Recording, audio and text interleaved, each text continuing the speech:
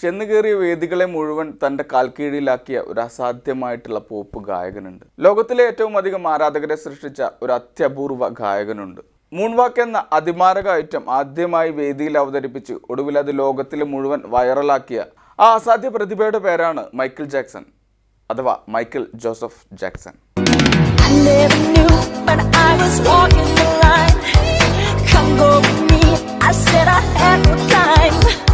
And don't you pretend we didn't talk on the phone. My baby cried, she left me standing alone. You're so dangerous. The cat is so dangerous. Take away my money, throw away my time. You can call me honey, but you know damn good for me dangerous. The cat is so dangerous. Michael ജാക്സനെ അറിയാത്തവരായിട്ട് ആരും ഉണ്ടാവില്ല. ഇങ്ങ് നമ്മുടെ കേരളത്തിൽ പോലും സുലഭമായിട്ടുള്ളൊരു വ്യക്തിയാണ്, ഗായകനാണ് Michael Jackson.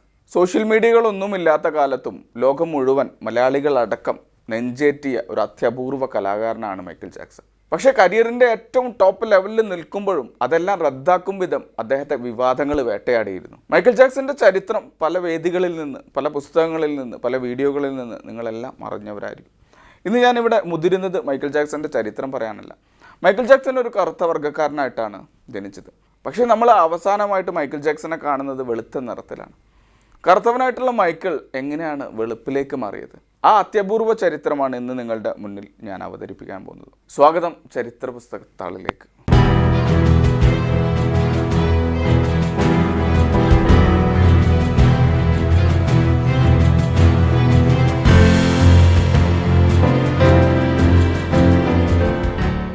America ഷിക്കാഗോയിൽ Joseph Jackson എന്ന് പേരുള്ള ഒരു വ്യക്തി ഉണ്ടായിരുന്നു.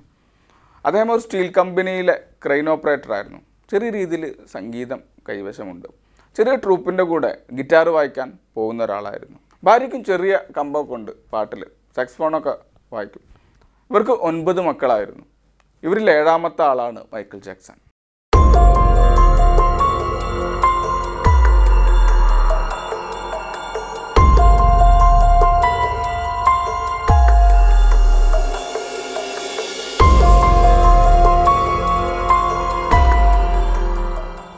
വളരെ കഠിനമായിട്ടുള്ളൊരു സ്വഭാവമുള്ളൊരു വ്യക്തിയായിരുന്നു ജോസഫ് ജാക്സൺ. അധികം കളിക്കൊന്നും ജോസഫ് ജാക്സനെ കിട്ടില്ല. അദ്ദേഹം വല്ലാത്ത നിരാശയിലായിരുന്നു. തൻ്റെ ജീവിതം മുഴുവൻ താൻ എന്താണോ പ്രതീക്ഷിച്ചത്, അല്ലെങ്കിൽ താൻ എന്താണോ ലക്ഷ്യം വെച്ചത്, അതൊന്നും നേടാൻ കഴിഞ്ഞിട്ടില്ല. അതിൻ്റെ നിരാശയുണ്ട്. ഇപ്പോഴും ഒരു ചെറിയ കമ്പനിയിൽ ക്രെയിൻ ഓപ്പറേറ്ററായിട്ട് ജോലി ചെയ്യുകയാണ്. അപ്പോൾ ജീവിതം മുഴുവൻ ആ ഒരു നിരാശ പേറിക്കൊണ്ടാണ് അദ്ദേഹം ജീവിക്കുന്നത്. ഈ നിരാശയുടെ ഓരോ ഭാഗം മക്കൾക്കും ഭാര്യയ്ക്കൊക്കെ അദ്ദേഹം പല രീതിയിൽ കൊടുക്കാറുണ്ടായിരുന്നു. അങ്ങനെ ഒരു ദിവസം മക്കളൊക്കെ വളരെ പേടിച്ചിട്ടാണ് ആ വീട്ടിൽ, ഈ 9 മക്കളും വളരെ പേടിച്ചിട്ടാണ് ജീവിച്ചിരുന്നത്. അച്ഛൻ ഭയങ്കര കഠിനമായിട്ട് ശിക്ഷിക്കുന്ന ആളായിരുന്നു. ഒരു ദിവസം അച്ഛൻ ഇങ്ങനെ ഒരു മുറിയിലിരിക്കുന്ന സമയത്താണ് തൊട്ടടുത്ത മുറിയിൽ നിന്നും ഒരു ഗിറ്റാർ പ്ലേ ചെയ്യുന്ന ഒരു ശബ്ദം കേൾക്കുന്നത്. അദ്ദേഹം കാതോർത്തു. ആരാണ് ഈ പ്ലേ ചെയ്യുന്നതെന്ന് അറിയില്ല. അദ്ദേഹം കാതോർത്തു. പക്ഷെ പെട്ടെന്ന് കുറച്ച് കഴിഞ്ഞപ്പോൾ തന്നെ ആ ഗിറ്റാറിൻ്റെ ശബ്ദം, സ്വരം അവിടെ നിലക്കുകയാണ്. കൂടെ ഗിറ്റാറിൻ്റെ കമ്പി പൊട്ടുന്നതായിട്ട്, സ്ട്രിങ് പൊട്ടുന്ന ശബ്ദവും കേട്ടു. അങ്ങനെ ഇദ്ദേഹം ആ മുറിയിലേക്ക് ചെല്ലുകയാണ്. അവിടെ മൈക്കിൾ ജാക്സന്റെ ജ്യേഷ്ഠനായിട്ടുള്ള ടിറ്റോ ജാക്സൺ ആണ് ഗിറ്റാർ പ്ലേ ചെയ്തുകൊണ്ടിരുന്നത്. ടിറ്റോ പേടിച്ചരണ്ട് നിൽക്കുകയാണ്. സ്ട്രിങ് പൊട്ടിയിരിക്കുകയാണ്. അച്ഛൻ കടന്നു വന്നു. ഇനിയൊരു അതിഭീകരമായിട്ടുള്ള രംഗമാണ് പ്രതീക്ഷിക്കുന്നത് ആ കുടുംബം. പക്ഷെ ഒന്നും ഉണ്ടായില്ല. വളരെ സമാധാനപരമായിട്ടാണ് കാര്യങ്ങൾ പോയത്. ടിറ്റോയുടെ കയ്യിൽ നിന്നും ഗിറ്റാർ വളരെ സ്നേഹത്തോടെ അച്ഛൻ വാങ്ങി അതിൻ്റെ പൊട്ടിയ സ്ട്രിങ് മാറ്റിക്കൊടുത്തു. എന്നിട്ട് വീണ്ടും തിരിച്ചു കൊടുക്കുകയാണ് ഗിറ്റാർ. എന്നിട്ട് അച്ഛൻ പറയാണ്, ടിറ്റോ, നീ ഇതിന് മുന്നേ വായിച്ച ആ സ്വരം, അതല്ലെങ്കിൽ ആ ഒരു മ്യൂസിക് ഒന്നുകൂടി സെയിം അതുപോലെ ഒന്നുകൂടി പ്ലേ ചെയ്യാൻ വേണ്ടി പറയണം. ടിറ്റോ പേടിച്ചിട്ടാണെങ്കിലും വീണ്ടും അത് പ്ലേ ചെയ്യാണ്. ടിറ്റോക്ക് ശാസ്ത്രീയമായിട്ടുള്ള സംഗീതത്തിൻ്റെ വശങ്ങളൊന്നും അറിയില്ല. പക്ഷേ ആ പാടി തീർത്ത ആ ഒരു രാഗം, അല്ലെങ്കിൽ ആ ഒരു മ്യൂസിക് ശകലം, അത് ശാസ്ത്രീയമായിട്ട് തന്നെയായിരുന്നു ടിറ്റോ വായിച്ചു തീർത്തത്. അച്ഛന് മനസ്സിലാവുന്നുണ്ട് ടിറ്റോയുടെ മനസ്സിൽ ഒരു മ്യൂസിക് ഉണ്ടെന്ന് അച്ഛന് മനസ്സിലാകുകയാണ്. അച്ഛന് ഭയങ്കര സന്തോഷമായി. അവിടെ നിന്നാണ് മൈക്കിൾ ജാക്സൻ്റെ ഉദയം എന്ന് പറയുന്നത്. ആദ്യഘട്ടം അവിടെയാണ്. പിന്നീട് അങ്ങോട്ട് ഈ ജോസഫ് ജാക്സൺ ഒരു തീരുമാനമെടുക്കുകയാണ്. തൻ്റെ മക്കളെ കൂട്ടി, ജോസഫ് ജാക്സന് മ്യൂസിക് എന്ന് പറഞ്ഞാൽ ജീവനാണ്, അതിനുള്ള അവസരങ്ങൾ വളരെ കുറവാണ്. എന്തായാലും തൻ്റെ മക്കളെ കൂട്ടി അദ്ദേഹം ഒരു ചെറിയ മ്യൂസിക് ട്രൂപ്പ് തട്ടിക്കൂട്ടിയെടുക്കുകയാണ്. ജാക്സൺ 5 എന്നായിരുന്നു ആ ട്രൂപ്പിൻ്റെ പേര്. പക്ഷേ ജോസഫ് ജാക്സൺ സന്തോഷവാനാണെങ്കിലും മക്കളുടെ നരക യാതന ദിവസങ്ങളായിരുന്നു പിന്നീട് അങ്ങോട്ട്. നേരത്തെ പറഞ്ഞ പോലെ തന്നെ ജോസഫ് ജാക്സൻ്റെ ക്യാരക്ടർ വളരെ മോശമായിരുന്നു. അദ്ദേഹം കുട്ടികളെ വളരെ നേരത്തെ എണീപ്പിക്കും ഇതിൻ്റെ പ്രാക്ടീസിന് വേണ്ടിയിട്ട്, പരിശീലനത്തിന് വേണ്ടിയിട്ട്. വളരെ മർദ്ദിച്ചിട്ടായിരുന്നു എണീപ്പിക്കുന്നത്. അതുപോലെ തന്നെ ട്രെയിനിങ്ങിൻ്റെ ഇടയിൽ ഏതെങ്കിലും ഒരു രീതിയിൽ തെറ്റ് പറ്റിക്കഴിഞ്ഞാൽ വളരെയധികം വേദനിപ്പിക്കുന്ന രീതിയിലുള്ള ശിക്ഷകൾ കൊടുക്കുമായിരുന്നു. ഈ ശിക്ഷകളൊക്കെ ഏറ്റ് മൈക്കിൾ ജാക്സൺ അടക്കമുള്ള കുട്ടികൾ കരയും, അലറി വിളിക്കും, അച്ഛാ അച്ഛാ എന്ന് വിളിക്കും. ആ സമയത്തും ഇദ്ദേഹം പറയുന്നത് I am not your father, I am not your fucking father എന്നാണ് പറയാറ്. I am just your trainer only. നിങ്ങളുടെ പരിശീലകൻ മാത്രമാണ് ഞാൻ, ഒരിക്കലും നിങ്ങളുടെ ട്രെയിനർ അല്ല. അതുകൊണ്ട് തന്നെ ഒരു കാരണവശാലും ട്രെയിൻ ചെയ്യുന്ന സമയത്ത് അച്ഛ എന്ന് വിളിക്കരുത്. എന്നിട്ട് വീണ്ടും ഇവരെ ശിക്ഷിച്ച് തുടങ്ങും. അങ്ങനെ കഠിനമായിട്ടുള്ള പരിശീലനത്തിലൂടെയാണ് ഇവരെ ഈ ജാക്സൺ 5 എന്ന മ്യൂസിക് ട്രൂപ്പിന് വേണ്ടിയിട്ട് തയ്യാറാക്കുന്നത്. അങ്ങനെ ട്രെയിനിങ്ങിനിടയിൽ അദ്ദേഹം അച്ഛനായിട്ടുള്ള ജോസഫ് ജാക്സൺ മനസ്സിലാക്കുന്നുണ്ട് മൈക്കിൾ ജാക്സന് മ്യൂസിക്കിനോടുള്ള താല്പര്യം, അതല്ലെങ്കിൽ മൈക്കിൾ ജാക്സൻ്റെ ഉള്ളിൽ കിടക്കുന്ന മ്യൂസിക് അത് വളരെ അമൂല്യമാണെന്ന് അദ്ദേഹം മനസ്സിലാക്കുന്നുണ്ട്. അതുകൊണ്ട് തന്നെ താരതമ്യേന ഏറ്റവും കൂടുതൽ ശിക്ഷ അനുഭവിച്ചിരുന്നതും മൈക്കിൾ ജാക്സൺ ആയിരുന്നു. ഈ കുട്ടികൾക്ക് മറ്റ് സന്തോഷങ്ങളെല്ലാം അച്ഛൻ തടഞ്ഞു വച്ചിരുന്നു. ആദ്യം മുതൽ റെഗുലർ സ്കൂളിംഗ് വരെ തടഞ്ഞു വച്ചിരുന്നു. പുറത്തു പോകാൻ അനുമതിയില്ല. മറ്റുള്ള കുട്ടികളുമായിട്ട് സാധാരണ കളിക്കുന്ന കളികൾക്കൊന്നും ഇവർക്ക് അനുമതിയില്ല. മൈക്കിൾ ജാക്സനെ മാത്രം എടുത്തു നോക്കുകയാണ്. മൈക്കിൾ ജാക്സന് കറുത്ത മെലിഞ്ഞ് ഒട്ടിയുണങ്ങിയ ശരീരമുള്ള ഒരു കുട്ടിയായിരുന്നു.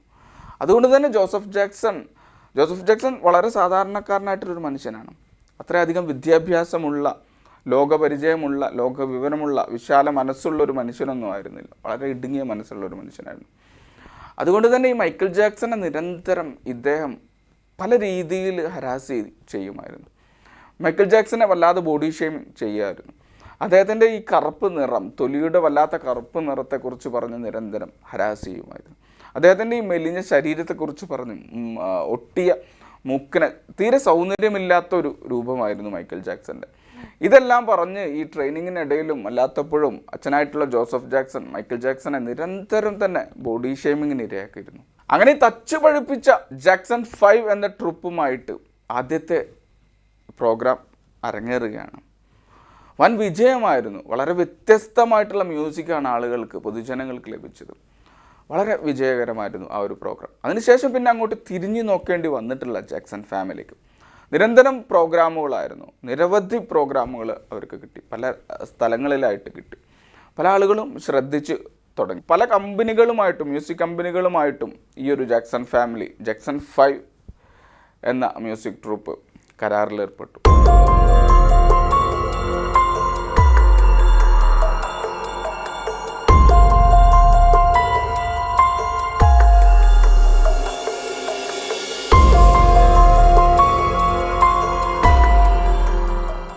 പിന്നീടാണ് പിറന്നത് ത്രില്ലർ, ബില്ലി ജീൻ പോലുള്ള അതിമാരകമായിട്ടുള്ള ഹിറ്റുകൾ, ആൽബങ്ങൾ.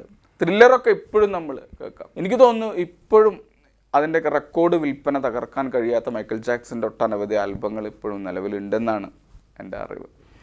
അപ്പോൾ നമ്മളൊക്കെ സ്ഥിരമായിട്ട് ഇപ്പോഴും കേൾക്കുന്ന ത്രില്ലർ, ബില്ലി ജീൻ പോലുള്ള സംഗതികളൊക്കെ ജാക്സൺ ഫാമിലി ട്രൂപ്പിൽ നിന്നാണ് വരുന്നത്.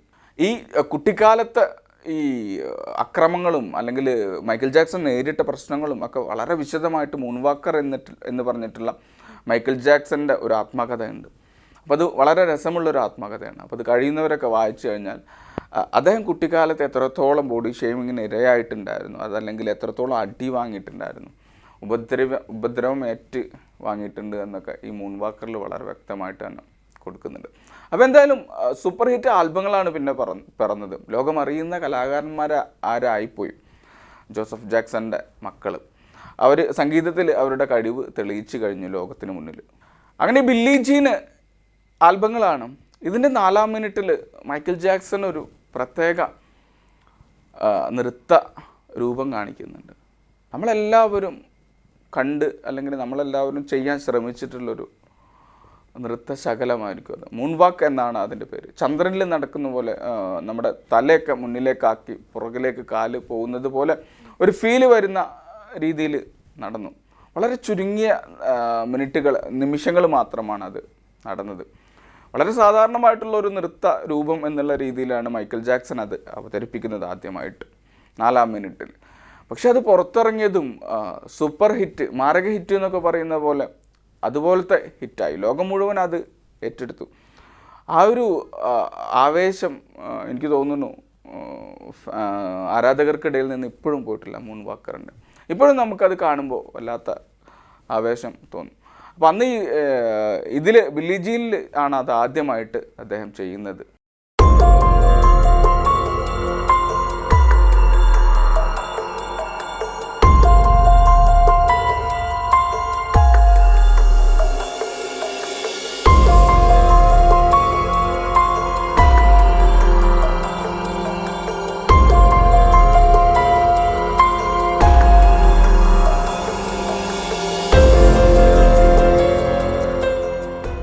അങ്ങനെ പണം വന്നു തുടങ്ങി. അതുപോലെ തന്നെ പോപ്പുലാരിറ്റി, പ്രശസ്തിയും വന്നു തുടങ്ങി. ഇത്രയും കാലം വളരെയധികം ബുദ്ധിമുട്ടിയിട്ടാണ് ഇവർ ജീവിച്ചിട്ടുള്ളത്. അടച്ച് പൂട്ടിയ കൂട്ടിനകത്താണ് ഇവരെല്ലാവരും ജീവിച്ചിട്ടുള്ളത്. അതുകൊണ്ട് തന്നെ ഇപ്പോൾ കിട്ടിയ പ്രശസ്തിയും പണവും ഒക്കെ ഇവർ ആസ്വദിച്ചു, വല്ലാതെ ആസ്വദിച്ചു. മാരകമായിട്ട് തന്നെ ആസ്വദിച്ചു എന്ന് വേണമെങ്കിൽ പറയാം. കുത്തഴിഞ്ഞ ജീവിതം തന്നെയായിരുന്നു. ജ്യേഷ്ഠന്മാരുടെയൊക്കെ കാര്യം എടുത്ത് നോക്കിക്കഴിഞ്ഞാൽ ഒരു കൺട്രോളും ഇല്ലാത്ത, കിട്ടാത്ത സ്വാതന്ത്ര്യവും കിട്ടാത്ത പണവും കിട്ടാത്ത പോപ്പുലാരിറ്റിയും ഒക്കെ കിട്ടിയപ്പോഴുള്ള അമിതമായിട്ടുള്ള ഉപയോഗമായിരുന്നു അതിൻ്റെയൊക്കെ. അതുകൊണ്ട് തന്നെ വളരെയധികം കുത്തഴിഞ്ഞ ജീവിതമായിരുന്നു. മൈക്കൽ ജാക്സൻ്റെ ജീവിതം എടുത്തു നോക്കിക്കഴിഞ്ഞാൽ പ്രത്യേകിച്ച് വ്യത്യാസമൊന്നുമില്ല. ഈ ജ്യേഷ്ഠന്മാരുടെ അതേ പാതയിലൂടെയായിരുന്നു മൈക്കൽ ജാക്സൻ്റെയും ജീവിതം മുന്നോട്ട് പോയത്. പണം വന്നതോടെ, പ്രശസ്തി വന്നതോടെ ഈ ട്രൂപ്പിനിടയിൽ പ്രശ്നങ്ങളും വന്നു തുടങ്ങി, അഭിപ്രായ വ്യത്യാസങ്ങൾ വന്നു തുടങ്ങി. ഒരുപാട് പ്രശ്നങ്ങൾ ഓരോ പ്രോഗ്രാം കഴിഞ്ഞാലും പുതിയ പ്രശ്നങ്ങൾ ഫേസ് ചെയ്ത് തുടങ്ങി. അങ്ങനെയാണ് തീരുമാനിക്കുന്നത് മൈക്കൽ ജാക്സൺ സോളോ ചെയ്യാനായിട്ട്, ഒറ്റക്ക് പ്രോഗ്രാമുകൾ ചെയ്യാനായിട്ട്, ഒറ്റക്ക് ആൽബങ്ങൾ എടുക്കാൻ വേണ്ടിയിട്ട്. അങ്ങനെയാണ് മൈക്കൽ ജാക്സൺ തീരുമാനിക്കുന്നത്. ശരിക്കും മൈക്കൽ ജാക്സൺ എന്ന ജീനിയസിൻ്റെ ജനനം അവിടെയാണ്. ഒറ്റക്ക് ചെയ്യാമെന്ന് തീരുമാനിക്കുന്നത് എവിടെയാണ്? അവിടെ നിന്നാണ് മൈക്കൽ ജാക്സൺ ജനിക്കുന്നത്. പിന്നീട് അങ്ങോട്ട് മൈക്കൽ ജാക്സൻ്റെ ലൈഫ് മുഴുവൻ എടുത്തു നോക്കിക്കഴിഞ്ഞാൽ വെറും സോളോകൾ മാത്രമാണ് സംഭവിച്ചിട്ടുള്ളത്. വളരെ വ്യത്യസ്തമായിട്ടുള്ള പാട്ടായിരുന്നു മൈക്കൽ ജാക്സൻ്റെ. അതിനൊപ്പം ഉള്ള ഇതുവരെ ആരും കാണാത്ത നൃത്തരൂപങ്ങളുമാണ് മൈക്കൽ ജാക്സൺ വളരെ ഫ്ലെക്സിബിളായിട്ടുള്ള ശരീരം കൊണ്ട് ആരാധകരുടെ മുന്നിൽ ചെയ്തു തീർത്തത്. ഇപ്പോഴും നമുക്കത് വളരെയധികം ആസ്വാദ്യകരമാണ് അല്ലേ. അങ്ങനെ വലിയൊരു കൂട്ടം ആരാധകരെയാണ് അദ്ദേഹം ഉണ്ടാക്കിയെടുത്തത്. അതും സാധാരണ ആരാധകരല്ല. ഇപ്പോഴും മൈക്കൽ ജാക്സൻ്റെ വീഡിയോകൾ എടുത്തു നോക്കിക്കഴിഞ്ഞാൽ, അതല്ലെങ്കിൽ മൈക്കൽ ജാക്സൺ ക്രേസി ഫാൻസ് എന്ന് അടിച്ചു കഴിഞ്ഞാൽ ക്രേസി ആയിട്ടുള്ള, വളരെ ഭ്രാന്തമായിട്ടുള്ള ഒരു ആരാധക കൂട്ടത്തെയാണ് എടുത്തത്. അദ്ദേഹത്തെ ദൈവത്തെപ്പോലെ കാണുന്ന, ദൈവത്തെപ്പോലെ ആരാധിക്കുന്ന ഒരു വലിയ വിഭാഗം ജനങ്ങളെ ആണ് എടുത്തത്. വേൾഡ് റെക്കോർഡായിരുന്നു അദ്ദേഹത്തിൻ്റെ ഫാനുകളുടെ എണ്ണമൊക്കെ എടുത്ത് നോക്കി പറഞ്ഞിരുന്നു. വേൾഡ് റെക്കോർഡായിരുന്നു അതൊക്കെ. അപ്പോൾ ഈ വളരെ ക്രേസി ആയിട്ടുള്ളൊരു കൂട്ടം ആളുകളാണ്. അപ്പോൾ അവർ മൈക്കൽ ജാക്സൻ്റെ പാട്ട് കേട്ടാൽ, അല്ലെങ്കിൽ മൈക്കൽ ജാക്സൻ്റെ ഒരു നിഴലാട്ടം അപ്പുറത്ത് കണ്ട സ്വയം നിയന്ത്രിക്കാൻ കഴിയാതെ കരയുമായിരുന്നു. മൈക്കൽ ജാക്സൻ്റെ അടുത്ത്, അല്ലെങ്കിൽ അദ്ദേഹത്തെ ഒന്ന് തൊടാൻ, അല്ലെങ്കിൽ അദ്ദേഹത്തെ ഒന്ന് ചുംബിക്കാനൊക്കെ അവർ ജീവൻ തന്നെ പണയം വെക്കുമായിരുന്നു. അങ്ങനെ അത്രയും ക്രേസി ആയിട്ടുള്ള ഒരു വലിയ എമൗണ്ട് ഓഫ് ഫാൻ ബേസ് ഉള്ള ആളുകൂടിയായിരുന്നു മൈക്കൽ ജാക്സൺ.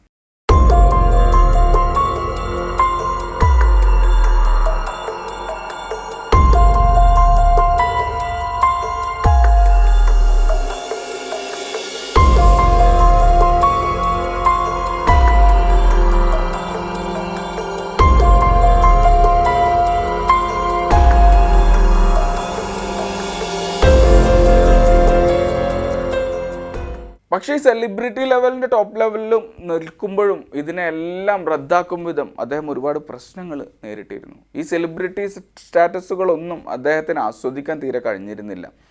അതിനെല്ലാം റദ്ദ് ചെയ്യും വിധം അത്രയേറെ പ്രശ്നങ്ങളായിരുന്നു അദ്ദേഹം ഡേ ബൈ ഡേ ഫേസ് ചെയ്തിരുന്നത്. ഉയർന്നു നിൽക്കുന്ന ആളുകൾക്ക് നേരെ കല്ലേറ് വരും എന്ന് പറയുന്നത് പോലെ തന്നെ അദ്ദേഹം ഈ ലോകത്തിന് മുന്നിൽ ഉയർന്നു നിന്നപ്പോൾ തീർച്ചയായിട്ടും വളരെയധികം കല്ലേറുകളും വന്നു. അദ്ദേഹത്തിൻ്റെ കലാജീവിതത്തെ നിരൂപിക്കുന്നതിന് പകരം അതിലെ കുറവുകളും കുറ്റങ്ങളും പറയുന്നതിന് പകരം അദ്ദേഹത്തിൻ്റെ വ്യക്തിജീവിതത്തിലേക്ക് ആളുകൾ നോക്കിത്തുടങ്ങി. അതും സാധാരണമായിട്ടല്ല, അസാധാരണമായിട്ട് നോക്കിത്തുടങ്ങി.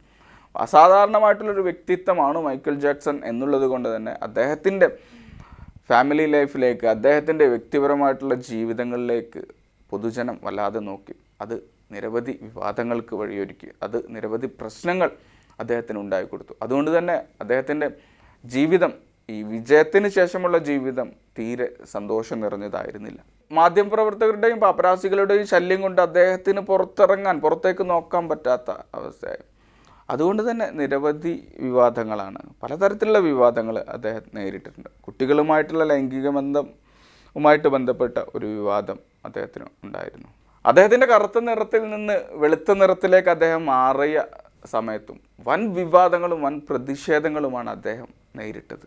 കറുത്ത വർഗ്ഗക്കാരെ അവഹേളിച്ചു എന്ന് പറഞ്ഞിട്ട് വലിയ വലിയ ജനപ്രക്ഷോഭങ്ങളാണ് അന്ന് സംഘടിപ്പിക്കപ്പെട്ടത് മൈക്കിൾ ജാക്സനെതിരെ. അങ്ങനെ ഒരു അടി പോലും മുന്നോട്ട് വെക്കാൻ കഴിയാത്ത മാനസികാവസ്ഥയിൽ എത്തിയപ്പോഴാണ് മൈക്കിൾ ജാക്സൺ തൻ്റെ ശരീരത്തിൻ്റെ രൂപം അല്ലെങ്കിൽ തൻ്റെ ശരീരത്തിൻ്റെ നിറം മാറ്റിയതുമായിട്ട് ബന്ധപ്പെട്ട് ആദ്യമായിട്ടൊരു ഇൻ്റർവ്യൂ നൽകുന്നത്. ആ ഇൻ്റർവ്യൂവിൽ പറയുന്നത് ഇങ്ങനെയാണ്: I have a skin disorder that destroys the pigmentation of the skin. It's something that I cannot help. Okay, but when people make up stories that I don't want to be who I am, it hurts me. It's a problem for me, okay? I can't control it, okay? But what about all the millions of people? Let's reverse it. Okay. What about all the millions of people who sit out in the sun to become darker, to become other than what they are? Nobody says nothing about that. So when did this start? When did the color of your skin start to change? Oh boy, sometime after Thriller, around Off the Wall Thriller. And what did you think? I mean, It's in my family. My father said it's on his side. I can't control it. I don't understand. I mean, it makes me very sad. Michael ഇവിടെ പറഞ്ഞതുപോലെ വെറ്റലാഗോ എന്ന് പേരുള്ള ഒരു skin പ്രോബ്ലമാണ്, skin ഡിസീസാണ് അദ്ദേഹത്തിന് സംഭവിച്ചിട്ടുള്ളത്. അപ്പോൾ അത് ശരീരത്തിൻ്റെ പല ഭാഗങ്ങളിലായിട്ട്, നെഞ്ചിൽ, കഴുത്തിൽ, കൈകളിൽ ഒക്കെ ആയിട്ട് വെളുത്ത നിറം പ്രത്യക്ഷപ്പെടുക, നമ്മുടെ വെള്ളപ്പാണ്ടിനോടൊക്കെ സാമ്യമായിട്ടുള്ള ഒരു അസുഖമായിരുന്നു. മൈക്കിൾ ജാക്സൺ ഒരു പെർഫോമറാണ്, സ്റ്റേജ് പെർഫോമറാണ്. അതുകൊണ്ട് തന്നെ ഇത്തരം സ്കിൻ പ്രോബ്ലംസ് ഒക്കെ വളരെയധികം എഫക്റ്റ് ചെയ്യും. അദ്ദേഹം കുറേ കാലം പെർഫോം നടത്തിയതെല്ലാം മേക്കപ്പിൻ്റെ സഹായത്തോടെയായിരുന്നു. പക്ഷേ സ്റ്റേജ് പെർഫോമൊക്കെ നടത്തുമ്പോൾ വലിയ ബുദ്ധിമുട്ടായിരുന്നു. നിരന്തരമായിട്ട് ഒരുപാട് സമയം ഇതിന് വേണ്ടിയിട്ട് തന്നെ, ഇത് മറക്കാൻ വേണ്ടിയിട്ട് മേക്കപ്പ് ചെയ്യാൻ ഒരുപാട് സമയം, വലിയൊരു ഹ്യൂജ് എമൗണ്ട് ഓഫ് ടൈം ഇദ്ദേഹത്തിന് വേണ്ടി വന്നിരുന്നു. മാത്രമല്ല സ്റ്റേജ് പെർഫോം ചെയ്യുമ്പോൾ തീർച്ചയായിട്ടും അദ്ദേഹത്തിൻ്റെ ശരീരത്തിൽ മാറ്റങ്ങൾ വരും, വിയർക്കാൻ തുടങ്ങും. ഇതൊക്കെ സർവൈവ് ചെയ്യുന്ന മേക്കപ്പുകളൊന്നും അവൈലബിൾ ആയിരുന്നില്ല. അതല്ലെങ്കിൽ അതിനൊക്കെ ഏറെക്കുറെ പരിമിതികളുണ്ടായിരുന്നു. ഇതെല്ലാം കൊണ്ട് തന്നെ അദ്ദേഹം ഇത് മേക്കപ്പ് ചെയ്തിട്ട് അദ്ദേഹത്തിന് കൺട്രോൾ ചെയ്ത് മുന്നോട്ട് പോകാൻ കഴിയാതെയായി. അങ്ങനെ ഇതിന് ശാശ്വതമായിട്ടുള്ള ഒരു പരിഹാരം എന്നുള്ള നിലക്കാണ് അദ്ദേഹത്തിൻ്റെ സുഹൃത്തും ഡെർമറ്റോളജിസ്റ്റുമായിട്ടുള്ള ഡോക്ടർ ആർണി കെല്ലിനെ കാണുന്നത്. അദ്ദേഹത്തോട് കാര്യങ്ങൾ സംസാരിച്ചു. മൈക്കിൾ ജാക്സൻ്റെ കാര്യങ്ങളൊക്കെ അദ്ദേഹത്തിന് അറിയാം. അങ്ങനെ കാര്യങ്ങൾ സംസാരിച്ചു. അങ്ങനെ ചികിത്സ തീരുമാനിക്കുകയാണ്. ചികിത്സിച്ച് നോക്കാം എന്നുള്ളൊരു തീരുമാനത്തിൽ ഇവർ രണ്ടുപേരും കൂടി എത്തുകയാണ്. അങ്ങനെ ഒരുപാട് ടെസ്റ്റുകൾ എടുത്തു, നിരവധി ടെസ്റ്റുകൾ എടുത്തു. പലവിധ പരിശോധനകൾക്ക് മൈക്കിൾ ജാക്സൺ വിധേയനായി. അങ്ങനെ പല രീതികളിലുള്ള ചികിത്സകൾ നടത്തി. ഇതിൻ്റെ മെഡിക്കൽ വശങ്ങൾ പൂർണ്ണമായിട്ടും പറയാൻ എനിക്ക് ബുദ്ധിമുട്ടുണ്ട്. ബെൻക്വിൻ ക്രീമുകൾ പോലുള്ള ബ്ലീച്ചിങ് ക്രീമുകൾ കൊണ്ട് അദ്ദേഹത്തിൻ്റെ തൊലി ബ്ലീച്ച് ചെയ്തെടുത്തു, ഈ നിറം പോകാൻ വേണ്ടിയിട്ട്, അതല്ലെങ്കിൽ എല്ലാം ഒരു നിറമാക്കാൻ വേണ്ടിയിട്ട്. അതുപോലെ നിരവധി മെഡിക്കൽ എക്യുപ്മെൻറ്റ്സ് വെച്ചിട്ട്, അതല്ലെങ്കിൽ മെഡിക്കൽ സാധനങ്ങൾ വെച്ചിട്ടുള്ള ട്രീറ്റ്മെൻറ്റുകൾ നിരന്തരം ചെയ്തു. പുരികത്തിന്, മൂക്കിന്, താടിക്കൊക്കെ പ്ലാസ്റ്റിക് സർജറികൾ ചെയ്തു. ഇത്രയും കാര്യങ്ങളൊക്കെയാണ് ചെയ്തത്.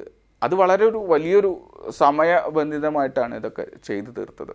ഇപ്പോൾ നിലവിൽ നമ്മൾക്ക് കിട്ടുന്ന വിവരമനുസരിച്ചിട്ട് ഇത്രയും കാര്യങ്ങളൊക്കെയാണ് ചെയ്തത്. പുരുക്കത്തിൽ ചില മാറ്റങ്ങൾ വരുത്തി, ബോഡി സ്കിൻ മൊത്തം പ്രത്യേക ക്രീമുകൾ കൊണ്ട് അദ്ദേഹം ബ്ലീച്ച് ചെയ്തു. ഇത്രയൊക്കെയാണ് ചെയ്തത്. അങ്ങനെ കോടികളുടെ മുതൽ മുടക്കിയിട്ടാണ് അങ്ങനെ കറുത്ത മൈക്കിൾ ഒടുവിൽ വെളുത്തവനായിട്ട് മാറുന്നത്. മൈക്കിൾ ജാക്സനെ എടുത്തു നോക്കിക്കഴിഞ്ഞാൽ കുട്ടികളുടെ മനസ്സ് തന്നെയായിരുന്നു. നമുക്ക് വേദികളിൽ ഒക്കെ കാണുമ്പോഴേ നമുക്ക് മനസ്സിലാവും. ചെറുപ്പത്തിലേറ്റ ഈ അവഗണന, ചെറുപ്പത്തിൽ ഏറ്റ ഈ അരക്ഷിതാവസ്ഥ, ഇതൊക്കെ അദ്ദേഹത്തിന് എപ്പോഴും വളരെ നെർവസ് ആയിട്ടുള്ളൊരു മനുഷ്യനായിട്ടാണ് വളർത്തിയത്. അദ്ദേഹം പ്രശസ്തിയുടെ ഏറ്റവും ടോപ്പിൽ നിൽക്കുന്ന സമയത്തും അദ്ദേഹം വളരെ നെർവസ് ആയിട്ടുള്ളൊരു മനുഷ്യനായിരുന്നു, ഒരു വിഷാദ രോഗിയായിരുന്നു. ഈ ചികിത്സകൾക്കൊക്കെ ശേഷം അതുമായിട്ട് ബന്ധപ്പെട്ട നിരവധി മരുന്നുകൾ കുടിക്കേണ്ടി വന്നു. അദ്ദേഹം നിരന്തരം മാനസിക സമ്മർദ്ദത്തിന് അടിമപ്പെട്ടിരുന്നു, വിഷാദ രോഗത്തിന് അടിമപ്പെട്ടിരുന്നു. അങ്ങനെ പലവിധ രോഗങ്ങൾ അദ്ദേഹത്തെ പതിയെ പതിയെ പിടികൂടി. കുത്തഴിഞ്ഞ ജീവിതം തീർച്ചയായിട്ടും അദ്ദേഹത്തിൻ്റെ ഭാഗമായിരുന്നു. വേണ്ടത്ര റെസ്റ്റ് ലഭിക്കാത്തത് അദ്ദേഹത്തിൻ്റെ ജീവിതത്തിൽ വലിയ പ്രശ്നങ്ങളുണ്ടാക്കി. നിരവധി അസുഖങ്ങൾ ഓരോന്നോരോന്നായിട്ട് വന്നു തുടങ്ങി. ചികിത്സയുടെ ഭാഗമായിട്ടാണെന്ന് പറയുന്നുണ്ട്. അതേ രൂപത്തിൽ മാറ്റം വരുത്താനുള്ള ചികിത്സയുടെ ഭാഗം അല്ലെങ്കിൽ അതിൻ്റെ മെഡിസിൻ്റെ ഒക്കെ ആഫ്റ്റർ എഫക്ട്സുകൾ പല രീതികൾ അദ്ദേഹത്തിൻ്റെ ശരീരം കാണിച്ചു തുടങ്ങി. അങ്ങനെ ഒരുപാട് അസുഖങ്ങൾക്കുള്ള ഒരുപാട് മെഡിസിൻ അദ്ദേഹം നിരന്തരം കഴിച്ചു തുടങ്ങി. അങ്ങനെ പിന്നീട് അങ്ങോട്ട് ആ മെഡിസിനുകളിൽ പലതും അദ്ദേഹത്തിന് ജീവിതത്തിൽ നിന്ന് മാറ്റാൻ കഴിഞ്ഞില്ല. അത്തരം ഒരുപാട് മെഡിസിനുകളോട് അദ്ദേഹത്തിന് അഡിക്ഷൻ വന്നു തുടങ്ങി. അങ്ങനെ ഭക്ഷണം തീരെ ഇല്ലാത്തൊരു അവസ്ഥയിൽ വരെ അദ്ദേഹം എത്തുന്നുണ്ട്, വെറും ഗുളികകൾ മാത്രം. എന്തായാലും സ്വയം വിളിച്ചു വരുത്തിയ മരണം കൊണ്ട് അങ്ങനെ അദ്ദേഹം അകാലത്തിൽ പൊഴിഞ്ഞു പോവുകയാണ് നമ്മുടെ ഇടയിൽ നിന്ന്. മരിച്ചതിന് ശേഷം അദ്ദേഹത്തിൻ്റെ വയറിൽ നോക്കുമ്പോൾ വെറും ഭക്ഷണത്തിൻ്റെ ഒരു ശകലം പോലും ഉണ്ടായിരുന്നില്ല എന്നാണ് റിപ്പോർട്ടുകൾ പറയുന്നത്, വെറും ഗുളികകൾ മാത്രമാണ്. അപ്പോൾ ഈ കുട്ടിക്കാലത്ത് ലഭിച്ച ഈ ബോഡി ഷെയ്മിങ്ങുമായിട്ട് പെട്ടുകൊണ്ട് തന്നെ അദ്ദേഹത്തിന് ഈ സൗന്ദര്യബോധം കുറച്ചധികം വന്നിരുന്നു. ഒരു മാനസിക പ്രശ്നം തന്നെയായിരുന്നു അത്. അതുമായിട്ട് ബന്ധപ്പെട്ടാണ് അദ്ദേഹം കളർ ചേഞ്ച് ചെയ്യുന്നത്. ഇതുമായിട്ട് ബന്ധപ്പെട്ട് നിരവധി കഥകളാണ് പ്രചരിക്കുന്നത്. ഒരുപാട് കഥകൾ, തെറ്റായിട്ടുള്ള കഥകളാണ് പ്രചരിക്കുന്നത്. ഇതിൻ്റെ ഇപ്പോൾ നിലവിലെ അറിവുകൾ ബന്ധപ്പെടുത്തി നോക്കുകയാണെങ്കിൽ ഇതാണ് ഇതിൻ്റെ ഒരു കാരണം. അദ്ദേഹം കറുത്തവനായിട്ടുള്ള മൈക്കിൾ വെളുത്തത് ഇതുകൊണ്ട് തന്നെയാണ്. അദ്ദേഹത്തിൻ്റെ ഈ ഒരുപാട് ക്രേസി തിങ്സ് ആയിരുന്നു അദ്ദേഹത്തിൻ്റെ ജീവിതം വളരെ രസകരമായിട്ടുള്ള വലിയൊരു ചരിത്രം തന്നെയായിരുന്നു. അദ്ദേഹത്തിന് വലിയൊരു വീടുണ്ടായിരുന്നു, കുട്ടികൾ വളരെ ഇഷ്ടമായിരുന്നു. അതിൻ്റെ വിവാദവശങ്ങളൊക്കെ മാറ്റി നിർത്തി കഴിഞ്ഞാൽ അങ്ങനെ പറയാം നമുക്ക്. അതുപോലെ വീട്ടിലൊരുപാട് സംഗതികളുണ്ടായിരുന്നു, മൃഗങ്ങൾ ഒരുപാടുണ്ടായിരുന്നു. ചിമ്പാൻസി ഉണ്ടായിരുന്നു, പടങ്ങൾ കാണും നമ്മൾ ചിമ്പാൻസിയുടെ കൂടെ ഉള്ളത്. അതുപോലെ തന്നെ പെരുമ്പാമ്പ് ഉണ്ടായിരുന്നു. അദ്ദേഹത്തിൻ്റെ വീടിനകത്ത് ഒരു റെയിൽവേ സ്റ്റേഷൻ, ഒരു ട്രെയിൻ പാത, ഇതെല്ലാം അദ്ദേഹം സജ്ജീകരിച്ചിരുന്നു. പിന്നെ അദ്ദേഹത്തിൻ്റെ നമ്മൾക്ക് വസ്ത്രധാരണ രീതി എടുത്തു നോക്കിക്കഴിഞ്ഞാൽ ലോകത്തിൽ ഇതുവരെ ആരും അത്രയും വസ്ത്രധാരണ രീതിയുമായിട്ട് നമ്മുടെ മുന്നിലേക്ക് വന്നിട്ടില്ല. അത്രയും അത്രയും വ്യത്യസ്തനായിട്ടാണ് അദ്ദേഹം ആളുകളുടെ മുന്നിൽ വന്നിട്ടുള്ളത്. അപ്പോൾ ഒരു ക്രേസി ആയിട്ടുള്ളൊരു ആർട്ടിസ്റ്റ് തന്നെയായിരുന്നു മൈക്കിൾ ജാക്സൺ.